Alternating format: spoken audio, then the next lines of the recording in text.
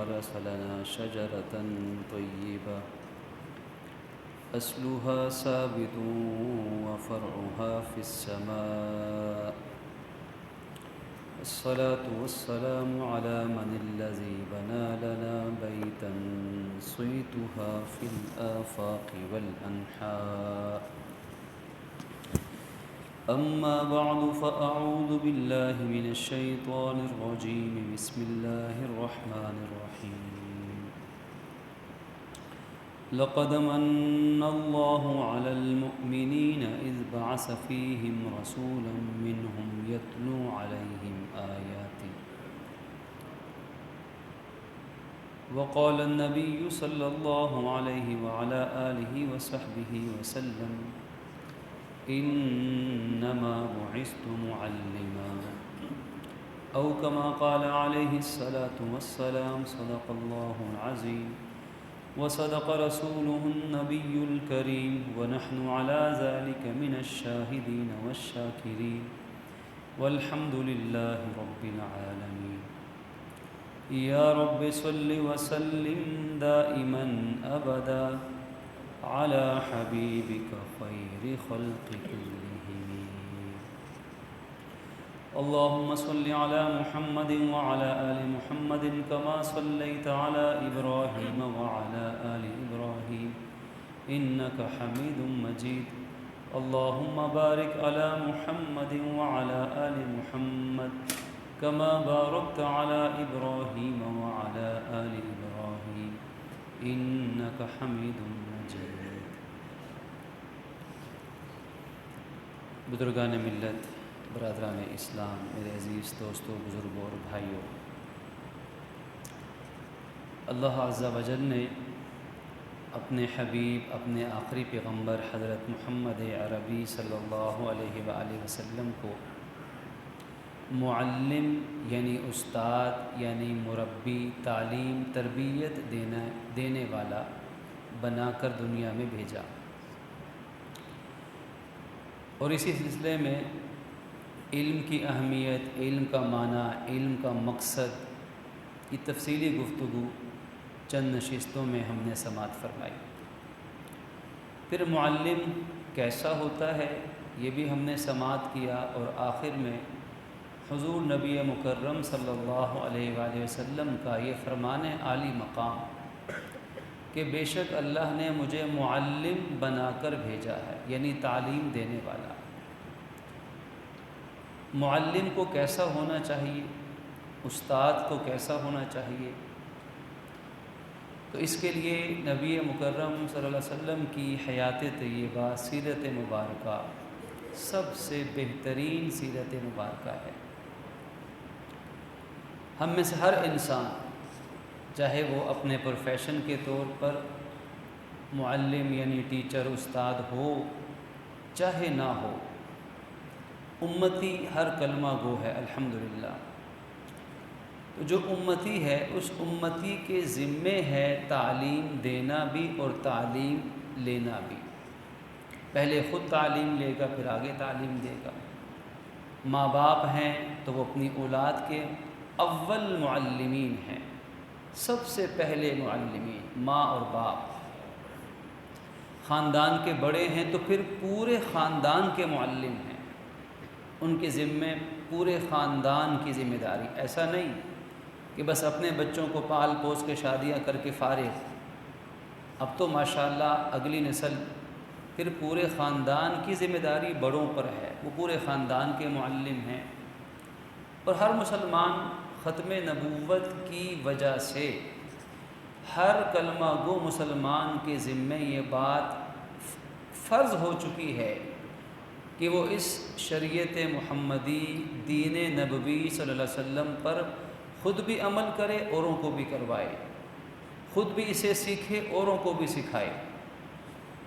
یہ ایک نبوت کا کام ہے، پیغمبرانہ پیشہ ہے. نبیوں کا کام تھا دین کو آگے پہنچانا. تو گویا کہ ہم میں سے ہر مسلمان کسی نہ کسی درجے میں معلم ہے. لہٰذا معلم اعظم، معلم انسانیت صلی اللہ علیہ وسلم سے رہنمائی سیکھنا ہم پر فرض ہے۔ تو آپ کی تعلیم میں اخلاص تھا، آپ کی تعلیم میں حسن اخلاق، آپ کی تعلیم میں لگن، ایک تڑپ تھی، ایک فکر تھی اللہ کے نبی کو، کسی طریقے سے یہ دین میری امت کے ہر فرد تک پہنچ جائے۔ پھر آپ کے مزاج کے اندر مربیانہ شفقت تھی، کیونکہ تعلیم مار دھاڑ کا نام نہیں ہے۔ استاد کا روب ہونا چاہیے، استاد کا روب اگر ختم ہو جائے گا تو تب بھی تعلیمی نظام بگڑے گا، جیسا کہ بگڑ رہا ہے۔ استاد کا اس کی شخصیت کا روب رہے، لیکن مار دھاڑ کی نوبت نہ آئے۔ شفقت، محبت، حسن سلوک، رحمت، ہمدردی، یہ حضور کی اس سیرت طیبہ کا سب سے اہم خاصہ تھی۔ اللہ کے نبی صلی اللہ علیہ وسلم تعلیم دے، ہر لمحہ تعلیم دیتے، ہر جگہ تعلیم دیتے۔ آپ نے تعلیم نمازوں کے بعد بھی دی، نمازوں سے پہلے بھی دی، نماز میں آیات قرآن کی تلاوت کر کے تعلیم دی، جمعے کا خطبہ ہمیشہ عطا فرماتے تھے۔ پھر اسی طرح جہاں موقع ملتا اللہ کے نبی تعلیم عطا فرماتے، تعلیم لینے والوں کی حوصلہ افزائی فرماتے۔ اور پھر نہ رات دیکھتے نہ دن، موقع محل دیکھتے۔ دن کو بھی تعلیم دینا ثابت ہے، مغرب کے بعد بھی حضور نے تعلیم دی ثابت ہے، عشاء کے بعد بھی تعلیم دی ثابت ہے، آدھی رات میں بھی تعلیم دی، یہ بھی ثابت ہے۔ اور یہ بھی ثابت ہے کہ آپ نے تہجد کے وقت میں اٹھ کر اپنے گھر والوں کو تعلیم دی، یہ بھی ثابت ہے۔ تہجد کے وقت میں بھی تعلیم دے رہے ہیں، جہاں موقع مل کو۔ اب آپ کی تعلیم جگہ اور وقت عام تھی۔ پھر یہ بھی مخصوص نہیں تھا کہ آپ صرف مسجد کے اندر آنے والوں کو تعلیم دیتے ہوں، صفہ والوں کو تعلیم دیتے ہوں۔ جو کئی صحابہ کرام اصحاب صفہ میں سے جو طلباء تھے، ان کے ساتھ تعلیم خاص نہیں تھی۔ آپ بچوں کو بھی تعلیم دیتے موقع محل کے مطابق، بوڑھوں کو بھی تعلیم دیتے، جوانوں کو بھی تعلیم دیتے۔ حتیٰ کہ خواتین نے حضور سے گزارش کی کہ یا رسول اللہ، سارا علم نبوت مرد لے گئے، ہم محروم رہ گئیں، ہمیں بھی کوئی وقت عنایت فرمائیے۔ تو ہفتے میں ایک مرتبہ آپ نے اپنی امت کی خواتین کو تعلیم دینا شروع فرمائی، لیکن پردے میں اہتمام کے ساتھ خواتین کو بھی تعلیم دی۔ آپ کی تعلیم بڑی ہی فطرت کے مطابق ہوتی۔ اسی محفل میں تشریف لے جاتے تو فوراً سے ہی بات تعلیم کی شروع نہ فرماتے، بلکہ آمادگی کے اصول پہ چلتے، موقع محل دیکھتے، لوگوں سے پوچھتے کیا ذکر چل رہا ہے، کیا موضوع ہے، کیا بات چیت چل رہی ہے۔ تو جو گفتگو چل رہی ہوتی اچھی تو حضور اس میں شریک ہو جاتے، پھر شریک گفتگو، شریک محفل بن کر جب لوگوں کی توجہ آپ کی طرف مبذول ہوتی تو پھر آپ ان کو تعلیم دیتے۔ اس لیے کہ جب تک ذہن تعلیم لینے کے لیے آمادہ نہیں ہوگا تو آپ کسی کو تعلیم نہیں دے سکتے۔ تو آمادگی کا اصول، پہلے توجہ مبذول فرماتے، سننے والوں کی توجہ مبذول فرماتے۔ توجہ کیسے؟ آپ کی تو ایک تو نبوت کی شخصیت ہے، رحمت دو جہاں ہیں کہ ساری کائنات جہاں آپ جلوہ افروز ہو جائیں تو ہر ایک کی توجہ خود بخود آپ کی طرف ہو جاتی تھی۔ ہر ایک کے ساتھ تو یہ نہیں، لیکن توجہ مبذول کروانا، اپنی طرف توجہ کروانا۔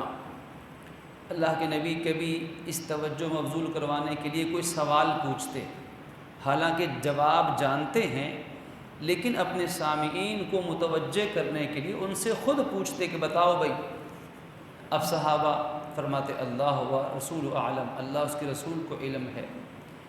آپ سوال پوچھ کے آپ پھر اس کا جواب عطا فرماتے، کوئی مثال بیان فرما دیتے، کوئی واقعہ بیان فرماتے، کوئی تشبیہ، کوئی استعارہ بیان فرماتے، کوئی نقشہ بناتے۔ نقشہ بنا کر، جیسے کہ حدیث کا مفہوم ہے کہ آپ نے دائرہ لگایا، اس میں سے لکیریں کھینچی، اور پھر اس کا خلاصہ یہ کہ آپ نے فرمایا کہ یہ دائرہ زندگی ہے، یہ لکیریں انسان کی خواہشات ہیں، اکثر لکیریں اس دائرے کے باہر ہیں، یعنی اکثر خواہشات اس زندگی میں پوری نہیں ہو سکتی۔ آپ نے اس نقشہ بنا کر سمجھایا کہ دیکھو یہ زندگی کا خلاصہ ہے۔ اسی لیے آج جتنی ٹیکنالوجی تعلیم کے حصول کے لیے شریعت کے دائرے میں رہتے ہوئے استعمال کی جائے، سب جائز ہے، اور اللہ کے نبی نے اپنے حالات کے مطابق جدید ذرائع کو استعمال فرمایا تھا۔ کبھی کوئی چونکا دینے والی آیت آپ بیان فرما دیتے، کبھی کوئی حیرت ناک منظر بیان فرما دیتے، موقع محل کے مطابق تعلیم دیتے۔ آگ کو دیکھتے تو جہنم کی آگ یاد کروا دیتے۔ آپ نے ایک مرتبہ بیٹھ کر بکری کا جو ہے گوشت تناول فرمایا، بھنا ہوا گوشت، اور تو دنیا کی یہ نعمت تھی، تو اس نعمت کے کو یاد کر کے آپ نے آخرت کی نعمت، جنت کی نعمت یاد کروائی، اور پھر قرآن سورۃ تکاثر کی آیت پڑھی آخری، ثم لتسألن یومئذ عن النعیم، کہ پھر جس دن تم سے نعمتوں کے بارے میں حساب و کتاب لیا جائے گا۔ آگ دنیا کی دیکھی تو جہنم کی آگ یاد کروائی، دنیا کی نعمت دیکھی تو جنت کی نعمتیں یاد کروائیں، تو موقع محل کے مطابق آپ تعلیم فرماتے۔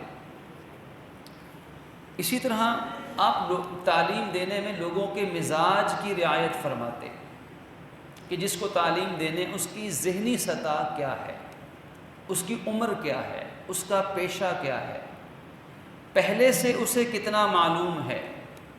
آپ مزاج کا خیال رکھتے، شہری ہے کہ دیہاتی ہے اس کا بھی خیال رکھتے، اور ابتدائی درجے کی تعلیم لینے والا ہے یا منتہائی ہے، اپنے تعلیم کا بڑا حصہ لے چکا ہے، مرد و عورت کی تعلیم کا خیال رکھتے، مزاج کا خیال رکھتے۔ پھر جس کو تعلیم دینے ہیں اس کی ضرورت کا خیال رکھتے کہ اس کو کس چیز کی ضرورت ہے۔ جیسے ایک معالج، ایک ڈاکٹر، پھر مثال آ گئی، ایک جیسے معالج، ایک ڈاکٹر اپنے مریض کی بیماری کو دیکھ کر علاج تجویز کرتا ہے۔ ایسا نہیں کہ بس ڈاکٹر صاحب اپنے جیب میں، اپنے بیگ میں دوائیاں بھر دیں اور جو آتا رہے، پہلے تو پہلی دوائی دے دی، آخری والے کو آخری دے دی، ایسا نہیں ہوگا، بلکہ ضرورت کس چیز کی ہے۔ اللہ کے نبی بھی ضرورت دیکھتے، اگر کوئی نماز میں سستی کرتا تو اس کو نماز کی تلقین فرماتے، اگر کوئی ماں باپ کے حقوق میں حق تلفی کر رہا ہے تو اسے کہتے بھئی پہلی نیکی ماں باپ کی خدمت ہے، اگر کوئی حقوق اللہ تو پورے کر رہا ہے، حقوق العباد میں کمی ہے تو اس کے سامنے حقوق العباد کی اہمیت بیان فرماتے، اگر کوئی حقوق العباد میں تو ٹھیک ہے لیکن حقوق اللہ میں کمی کر رہا ہے تو حقوق اللہ کی تعلیم فرماتے۔ پھر موقع محل دیکھتے، اگر جہاد کا موقع ہے تو جہاد کی طرف روانہ فرماتے، اگر بوڑھے ماں باپ گھر میں بے بس ہیں تو پھر جہاد سے روک کر ماں باپ کی طرف روانہ فرما دیتے۔ موقع محل کیسا ہے؟ اگر شوہر ہے، بیوی کے حق ادا نہیں کرتا تو شوہر کو بیوی کے حقوق کے بارے میں اللہ کا خوف دلاتے۔ تو مزاج دیکھتے، موقع محل دیکھتے، ضرورت دیکھتے۔ پھر آپ کی تعلیم کا اصول یہ بھی تھا کہ آپ آسانی سے مشکل کی طرف لے کر جاتے، پہلے آسان باتیں بتاتے۔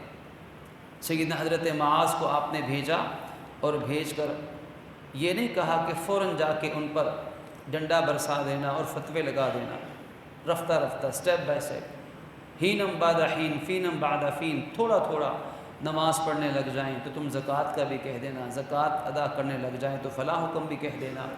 یعنی آپ کی تعلیم کے اندر یہ اصول تھا، ایک تو اصول تدریج جسے کہا جاتا ہے کہ ایک ایک درجہ آگے لے کر جانا، ایک ایک درجہ آگے بڑھانا، اور پھر آسانی سے مشکل کی طرف لے کر جانا۔ فوراً ہی مشکل بات بچے کو پڑھائی جائے گی تو بچہ اس کو نہیں سمجھ پائے گا۔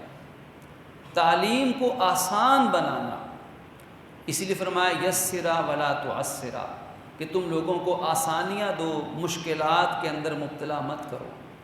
بشرا ولا تنفرا، خوشخبریاں سناؤ، اچھی باتیں بتاؤ، لوگوں کو متنفر مت کرو، ان کو باغی مت بناؤ۔ جہاں کوئی بیلنس آؤٹ ہوگا وہاں تعلیمی نظام بگڑے گا، یہ تعلیم ذریعہ فساد بن جائے گی، یا اتنا پریشر بچے پہ آ جائے گا کہ بچہ نفسیاتی مریض بن جائے گا۔ آج ہمارے پاس والدین آتے ہیں، چھوٹے چھوٹے بچے تعلیمی دباؤ کی وجہ سے دماغی نفسیاتی مریض بن رہے ہیں، معصوم بچے جنہیں کوئی فکر بھی نہیں ہوتی، وہ اتنا پریشر ہے، چاہے وہ گھر سے ہو، چاہے تعلیمی ادارے سے ہو، چاہے ماحول اور معاشرے سے ہو، اور کہیں بالکل آزادی ہے، بچے کو پرواہ نہیں، وہ اپنے ماں باپ کی محنت، ان کی امیدیں سب پہ پانی پھیر رہا ہے۔ تو توازن اللہ کے نبی نے اس تعلیمی نظام میں دیا کہ تعلیم چاہے جس سطح کی بھی ہو، چاہے وہ کسی تعلیمی ادارے میں ہے، چاہے وہ گھر میں ہے، چاہے وہ مسجد میں ہے، ایک توازن کے ساتھ آسانی سے درجہ بدرجہ آسانی سے مشکل کی طرف لے جایا جائے۔ اس لیے آپ نے فرمایا اللہ نے مجھے ڈانٹ ڈپٹ کر کے سختی کرنے والا بنا کے نہیں بھیجا، مجھے معلم بنایا ہے، میسر بنایا ہے، آسانیاں دینے والا۔ پھر آپ اپنے طلباء سے موقع محل کے مطابق بے تکلفی بھی فرماتے تھے۔ بے تکلفی سے آپس میں جو حجاب ہے، جو استاد کا رعب یا خوف ہے، جو جنریشن گیپ ہے آج کی زبان میں، یہ ختم ہوتا ہے۔ آپ اپنے طلباء سے موقع محل کے مطابق ہنسی مزاح بھی فرماتے تھے۔ اب نبی ہو کر مزاح فرما رہے ہیں، حالانکہ امام الانبیاء ہیں، اسی لیے ایک صحابی عرض کیا یا رسول اللہ آپ تو نبی ہیں اور آپ ہم سے مزاح فرماتے ہیں۔ ان کو عجیب جو لگا، تو فرمایا کہ میں تم سے مزاح کرتا ہوں، لیکن میرے مزاح میں کوئی جھوٹ نہیں ہے، کوئی فحش بات نہیں ہے، یعنی ہنسی مزاح کے بھی حدود ہیں۔ استاد، ماں باپ، خاندان کے بزرگ، علماء، بڑے، وہ چھوٹوں سے ہنسی مزاح کریں، سنت ہے، لیکن حدود ہیں، اس کے اخلاقی دائرے ہیں۔ تو مزاح کا بھی فائدہ ہوتا ہے۔ حضور بے تکلفی بھی فرماتے تھے، لیکن حدود کے ساتھ۔ اور پھر بعض مواقع پہ حضور صحابہ کو لطائف بھی سنا دیتے تھے، لطائف سن بھی لیتے تھے۔ بڑے بڑے مشکل حالات میں اللہ کے نبی کے چہرے پہ مسکراہٹ پھیلتی تھی۔ اسی طرح آپ کی تعلیم دینے کے انداز میں ایک اہم وصف یہ تھا کہ ہر انسان سمجھتا تھا کہ حضور مجھ سے سب سے زیادہ محبت فرماتے ہیں، یعنی حضور ہر ایک کا حضور سے ذاتی تعلق بھی ہوتا تھا۔ ایک اجتماعی تعلق ہے نبی کا اپنی امت سے، عمومی، ایک خصوصی تعلق ہے۔ اللہ کے نبی صلی اللہ علیہ وسلم ہر ایک سے ذاتی محبت کا اور شفقت کا تعلق فرماتے تھے، اور ہر کوئی سمجھتا تھا کہ میرے نبی بھی ہیں، میرے رفیق بھی ہیں، میرے دوست بھی ہیں، میرے مہربان بھی ہیں۔ بلکہ اگر دیکھا جائے سیرت نبی اٹھا کر پڑھیں تو جو معاشرے میں جتنا کمزور شخص ہوتا تھا مالی لحاظ سے، معاشرتی لحاظ سے، وہ شخص اپنے آپ کو حضور کا اتنا قریبی سمجھتا تھا کہ بیچ میں کوئی گیپ نہیں، کوئی رکاوٹ نہیں، وہی سادگی، وہی متانت، وہی بے تکلفی، وہی اپنائیت، وہی مانوسیت۔ حتیٰ کہ یہ اسی کا اثر تھا کہ حضور مسجد تشریف لاتے، غریب صحابہ بھی ہوتے، ایسے غریب صحابہ کہ ان کے پاس صرف ایک چادر ہے جس سے تہبت باندھی ہے اور کچھ نہیں اس کے علاوہ، اور اتنی نوبت نہیں کہ کھانے پینے کا بندوبست ہو سکے، لیکن اللہ کے نبی ان کے ساتھ جڑ کر بیٹھتے، اپنے ساتھ سواری پہ بٹھاتے، ان سے ہنسی مزاح کرتے، دل لگی کرتے، تاکہ معاشرے کو پتہ چلے کہ یہ بیچ میں کوئی فرق نہیں، کوئی خلا نہیں ہے۔ تو اسی لیے پھر جو رتبہ اور مقام جو معاشرتی نشیب و فراز ہیں، یہ بیچ میں سے ہٹیں گے، ایک آزادانہ، ایک حوصلہ افزا ماحول بنے گا، تو پھر تعلیم کا عمل شروع ہوگا۔ نہ بالکل آزادی دینے کا نام تعلیم ہے، اور نہ بالکل جکڑ بندی اور زنجیریں باندھ کر تعلیم دی جا سکتی ہے۔ ایک آزادانہ، ایک اچھا، خوشگوار، صحت افزا، مبارک اور پاکیزہ ماحول دینا ہی تعلیم ہے۔ پھر اللہ کے نبی صلی اللہ علیہ وسلم کی تعلیم کا اصول یہ تھا کہ آپ دلچسپی برقرار رکھتے تھے۔ جہاں دیکھتے کہ لوگ اکتا رہے ہیں، اکتاہٹ کا شکار، اللہ کے نبی تعلیم روک دیتے تھے۔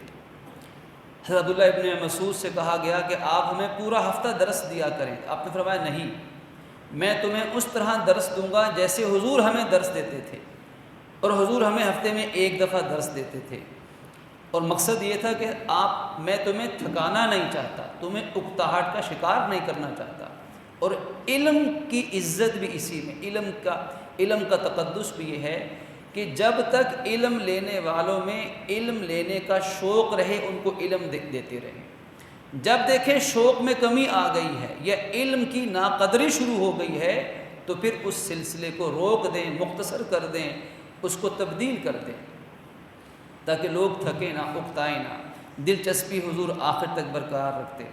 پھر اللہ کے نبی کی تعلیم کا ایک بہت بڑا وصف جس کی آج اشد ضرورت ہے، بے لوث تعلیم دینا، اخلاص کے ساتھ، کوئی لالچ دل میں نہیں۔ اسی لیے ہم نے بڑوں سے سیکھا کہ طالب علم سے کسی قسم کی لالچ نہ رکھے، کسی قسم کے اس سے ریوارڈ کی، بدلے کی امید نہ رکھیں، حتیٰ کہ ہم نے اپنے بڑوں اساتذہ کو دیکھا وہ اپنے طلباء سے کبھی دعا کا بھی نہیں کہتے تھے، دعا کی بھی نہیں درخواست کہ آپ سے دعا بھی نہیں چاہیے، اور کیا پھر چاہیے ہوگا۔ تو بے لوث تعلیم، جب بیچ میں کمرشلزم، تعلیم، فیس، دنیا کی چیزیں آ جائیں گی، پیسہ انوالو ہوگا، تو پھر اس استاد کی تعلیم بے اثر ہو جائے گی، تعلیم کی روح ختم ہو جائے گی۔ تو جتنا مخلصانہ تعلیم و تعلم کا سلسلہ چلے گا اور یہ تعلق ہر قسم کے مفاد سے بالا تر ہوگا، تو پھر ایسے اساتذہ کی چھوٹی چھوٹی باتیں بھی انسان کے لیے ذریعہ ہدایت بن جاتی ہیں۔ اللہ کے نبی کی تعلیم دینے میں انداز گفتگو کا بڑا عمل دخل تھا۔ آپ کی گفتگو بڑی جامع ہوتی، بڑے صاف الفاظ ہوتے، یہاں تک کہ صحابہ اور ازواج مطہرات رضوان اللہ علیہ مجمعین فرماتے ہیں کہ اگر کوئی گننا چاہتا تو حضور کے الفاظ کو گن سکتا تھا۔ ایسی صاف گفتگو میں ٹھہراؤ ہوتا، شائستگی ہوتی، شائستہ اسلوب کے ساتھ آسان پیرائے میں گفتگو فرماتے، اور کبھی ایسا بھی ہوتا کہ جس سے گفتگو کر رہے ہیں وہ کسی اور قبیلے سے آیا ہے، اس کا لہجہ مختلف ہے، تو حضور بسا اوقات اس کے قبیلے کے لہجے میں یا اس کے قبیلے کی زبان میں بھی بات کر لیتے تھے۔ اس سے یہ پتہ چلا کہ گفتگو کرنے والے کو دیکھنا چاہیے کہ میرے سامعین کیا گفتگو سمجھتے ہیں، زبان کون سی، لہجہ کون سا، انداز کون سا، تو پھر اس کی بات کا اثر بھی ہوتا ہے۔ آج صرف یہ ظاہری زبان نہیں، اردو، انگلش، عربی ظاہری مادری زبان نہیں، بلکہ آج تو باڈی لینگویج کی زبان بھی ہے، جسٹر کی لینگویج بھی ہے۔ آج کے بڑے اپنے بچوں کو وہ زبان نہیں سمجھا پاتے جس میں وہ آج کے بچے سمجھتے ہیں، کیونکہ 15، 20، 25 سالوں میں جو انقلاب دنیا میں آیا اس سے پہلے اور زمانہ تھا، اب 10، 15، 20 سالوں سے زمانہ بدل چکا ہے۔ آج ماں باپ کو، استاد کو، مسجد کے امام و خطیب کو، کسی داعی کو، دین کا کام کرنے والے کسی مبلغ کو، ہر ایک کو آج کی زبان سمجھنی ہوگی کہ آج کے بچے وہ کس طرح سوچتے ہیں، وہ کیسے باتوں کو لیتے ہیں، کیسے باتوں کو سمجھتے ہیں۔ تو آج ماحول اور معاشرے کو بھی سمجھنا ہے، اسلوب اور پیرائے کو بھی سمجھنا ہے۔ یہ اللہ کے نبی کی سنت مبارکہ ہے کہ انداز گفتگو موقع، محل اور زمانے اور حالات کے مطابق ہو، اور وہ تبدیل ہوتا رہتا ہے ہر زمانے میں۔ دیکھیے اللہ نے تورات، زبور، انجیل، قرآن، کتابوں کے انداز مختلف ہیں، لہجے مختلف ہیں، زبان مختلف ہے۔ ہر نبی اپنی قوم میں اپنی زبان کے ساتھ بات کرتا تھا، اور جہاں بات اگر کوئی مختلف ہے تو حضور نے صحابہ کرام کو حکم دیا کہ جاؤ فلاں قوم کی زبان سیکھو، زبان سیکھیں گے تو اس قوم کو بات سمجھا پائیں گے۔ تو اس لیے زبان دانی، زبانوں کو سیکھنے کا رواج دینا چاہیے۔ اللہ کے نبی صلی اللہ علیہ وسلم کسی کی عزت نفس مجروح نہ فرماتے تھے اور حق بات کو بیان فرماتے۔ پھر اپنی آپ کی تعلیم میں نہ بہت سختی ہوتی، نہ بہت نرمی ہوتی، لالچ بھی کسی سے نہ ہوتا اور خوف بھی کسی کا نہ ہوتا، کیونکہ حق بات کہنے میں یہ دو رکاوٹیں ہیں، یا لالچ یا خوف۔ کبھی انسان ڈر جاتا ہے اور خوف زدہ ہو جاتا ہے، حق بات بیان نہیں کرتا، تعلیم پوری نہیں ہوتی، اور کبھی لالچ میں آ جاتا ہے۔ تو حضور کے اس نظام دعوت و تبلیغ میں اور نظام تعلیم کے اندر نہ لالچ کا دخل ہے نہ ہی خوف کا دخل ہے۔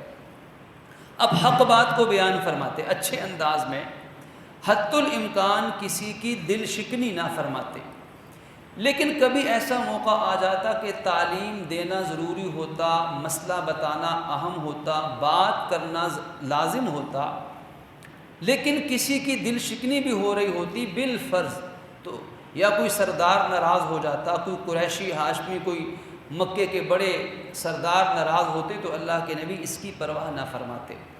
آپ حق بات کو محبت کے ساتھ اور ٹھنڈے انداز میں اچھے اسلوب کے ساتھ بیان ضرور فرماتے، چاہے سارے قریش مکہ، سرداران عرب، ساری دنیا بھی اگر ناراض ہو جائے تو رسول اللہ اس کی پرواہ نہ فرماتے۔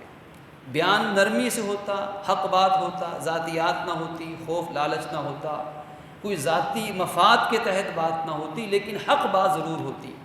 یہی علماء کا کام ہے، یہی منبر و محراب کا تقاضا ہے کہ حق بات کو بیان کیا جائے۔ اگر حق بات منبر سے اور معلم کے پیشے سے بھی اگر ادا نہیں ہوگی، ادارے اس کو روک دیں گے، بڑے اس کو روک دیں گے، تو پھر بتائیے اصلاح کیسے ہوگی؟ پھر معاشرے کے تک حق بات کیسے پہنچے گی؟ تو دعا فرمائیں کہ اللہ رب العزت اپنی رحمت سے مجھے، آپ کو، ہمارے تعلیمی اداروں کو، اور بالخصوص اساتذہ برادری کو اللہ کے نبی کی اس ان صفات کو اپنانے کی توفیق دیں جو آج ہمیں نظام تعلیم میں ضرورت ہیں، اور اسی کی برکت نصیب فرمائیں۔ وآخر دعوانا ان الحمد للہ رب العالمین۔